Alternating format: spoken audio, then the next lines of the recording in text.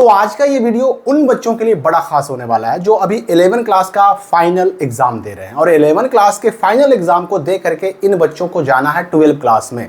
12 class में admission कैसे होता है, 12 क्लास में एडमिशन में डॉक्यूमेंट्स क्या क्या लगेंगे, इस 12 एडमिशन की प्रक्रिया क्या है, 12 एडमिशन कराने में कितने पैसे लगते हैं, 11 से 12 में जाने वालों के लिए ये सारे सवाल जो है ना बड़ा इंपॉर्टेंट हो जाते हैं। और इन्हीं बातों की चर्चा करने वाले हैं, आपके एक एक डाउट को मैं क्लियर करने वाला हूं इस वीडियो में 11 से 12 में जाने वाले बच्चों के लिए, यानी ऐसे बच्चे जो बिहार स्कूल एग्जामिनेशन बोर्ड से 2026 में इंटरमीडिएट का एनुअल एग्जाम देने वाले हैं, वो बच्चे सेशन 2024-26 के बच्चे।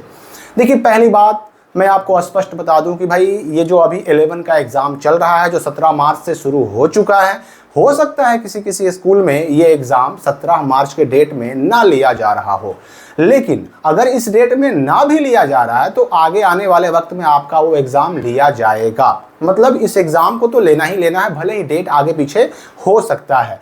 अच्छा, अगर कोई स्कूल बिना एग्जाम लिए ही अपने यहाँ के जो बच्चे हैं उसके यहाँ एडमिशन लिए हुए 11 में, अगर उनका रिजल्ट बना करके बिहार बोर्ड को बिना एग्जाम लिए भेज देता है तो भी बिहार बोर्ड को तो रिजल्ट से मतलब है ना, बिहार बोर्ड तो ये समझेगा कि वहाँ एग्जाम हो गया। अब आते हैं हम पहली बात, जो हमारा सबसे पहला पॉइंट कि 12 एडमिशन कब होगा। देखिए, 12 एडमिशन जो है आपका ये जो 11 का एग्जाम हो रहा है इसके तुरंत बाद होगा, लेकिन एडमिशन की प्रक्रिया वो नहीं होगी जो आपका 11th में था। आपको याद होगा कि आपने जब 11th में एडमिशन कराया था उस वक्त OFSS के पोर्टल से आपने पहले ऑनलाइन किया, मेरिट लिस्ट निकला, फर्स्ट सेकंड थर्ड, फिर स्पॉट एडमिशन हुआ, आपको स्कूल अलॉट किए गए, वहाँ पर आपने जाकर एडमिशन लिया। ये सारी प्रक्रिया 12 में एडमिशन में नहीं होती।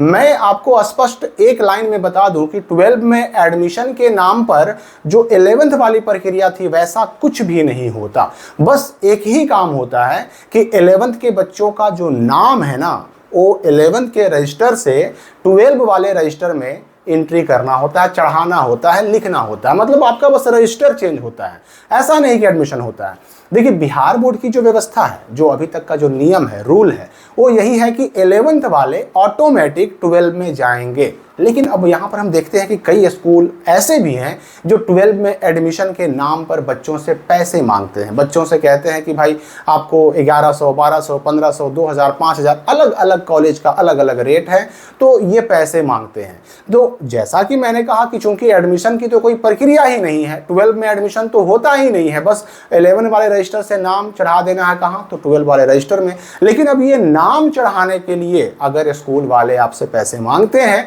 तो वहां पर दो चीजें आपको पता करनी होंगी। पहली चीज तो ये कि ये जो पैसा हमसे मांगा जा रहा है वो 12 में एडमिशन के नाम पे मांगा जा रहा है या फिर 12 का जो एनुअल फी होता है उसके नाम पे मांगा जा रहा है। और दूसरी चीज ये कि जो पैसा मांगा जा रहा है उसका रिसिप्ट यानी उसका रसीद हमको दिया जा रहा है कि नहीं दिया जा रहा है। देखिए, यहां पर मैं एक बात पहले स्पष्ट कर दूं, आप 11 में एडमिशन आपने लिया तो एडमिशन में आपका फ़ी लगा, एडमिशन चार्ज के रूप में कुछ पैसे लगे। अब ये पैसे अलग अलग स्कूलों में अलग अलग होते हैं, तो ये आपने पैसा दिया।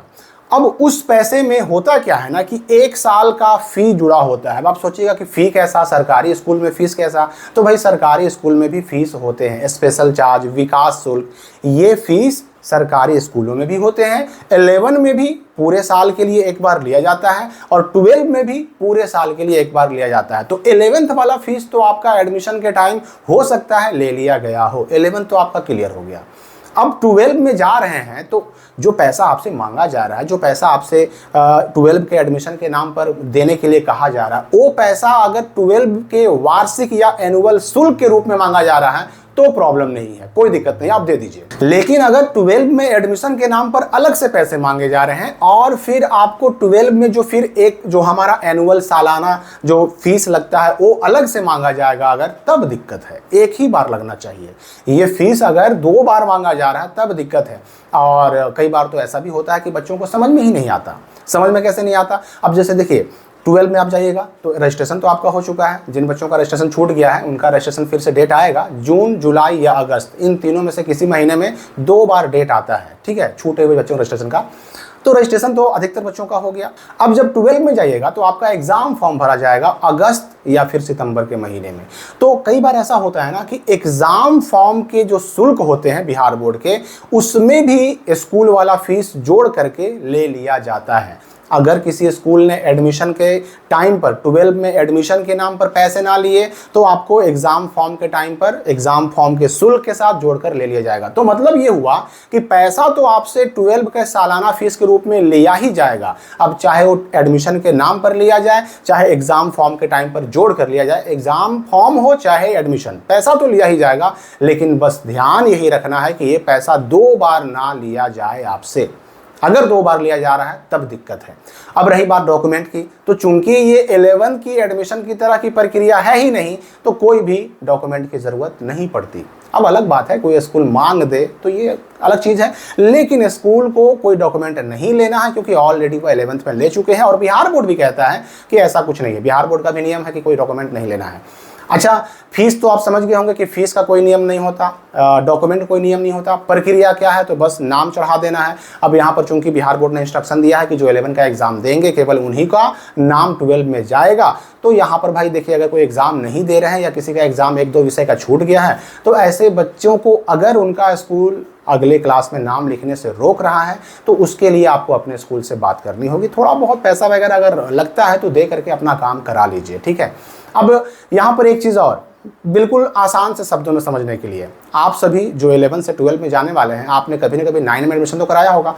9 में एडमिशन कराया, फिर 10 में गए, तो 9 में एडमिशन कराया आपने, क्या 10 में दोबारा एडमिशन हुआ था? नहीं हुआ था। उसमें भी वही नियम है, 9 वाले ऑटोमेटिक 9 का फाइनल एग्जाम देते हैं और ऑटोमेटिक 10 में चले जाते हैं। तो सेम प्रक्रिया यहाँ भी वही है, अलग से कोई एडमिशन का ये जो नियम है या फिर प्रक्रिया है कुछ नहीं होता, ना डॉक्यूमेंट ना शुल्क, बस जो मैंने बताया वही होता है।